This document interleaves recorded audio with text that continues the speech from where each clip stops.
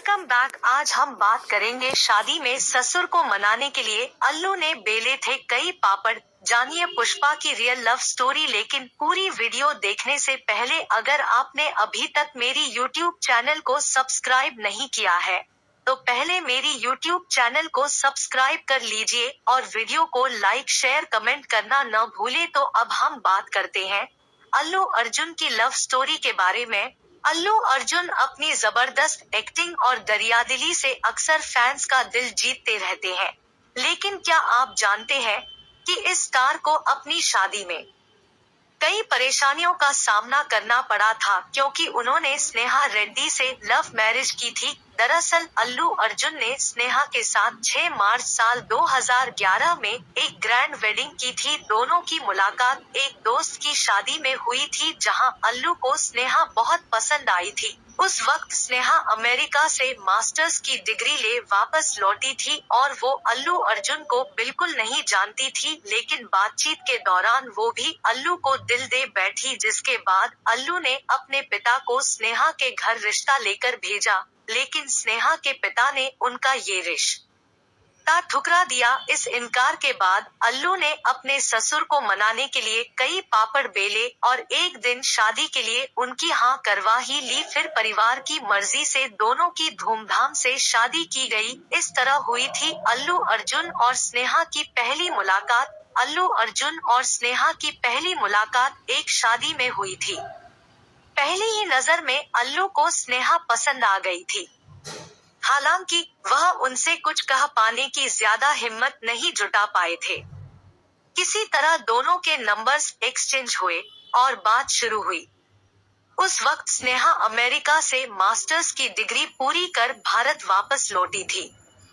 वह एक business family से आती है। स्नेहा जब तक भारत लौटी तब तक अल्लू फिल्म इंडस्ट्री में अपना नाम बना चुके थे। खुद को साबित करना कंचरला खुद बड़े बिजनेसमैन थे और स्नेहा भी स्मार्ट लेडी थी। ऐसे में इस फैमिली के लिए अल्लू अर्जुन के बैकग्राउंड से लेकर फेम तक कोई मायने नहीं रखता था। यह बात एक्टर अच्छे से समझते थे।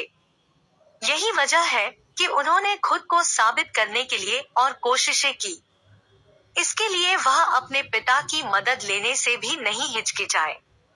आज की तारीख में अल्लू का जो रुतबा है वो दिखाता है कि शादी के बाद अर्जुन सिर्फ हाथ पर हाथ रखकर नहीं बैठे, बल्कि उन्होंने खुद को हर कदम पर और बेहतर बनाने की कोशिशें जारी रखी। हर लड़की के पिता के मन में यही डर रहता है कि न जाने लड़का कैसा होगा और वो उनकी बेटी को खुश रख सकेगा या नहीं। इन शक को अगर कोई लड़का गलत साबित कर दे और शादी के बाद भी पत्नी को सम्मान और प्यार के साथ रखे तो ससुर भी अपने दामाद को बेटा मान लेता है।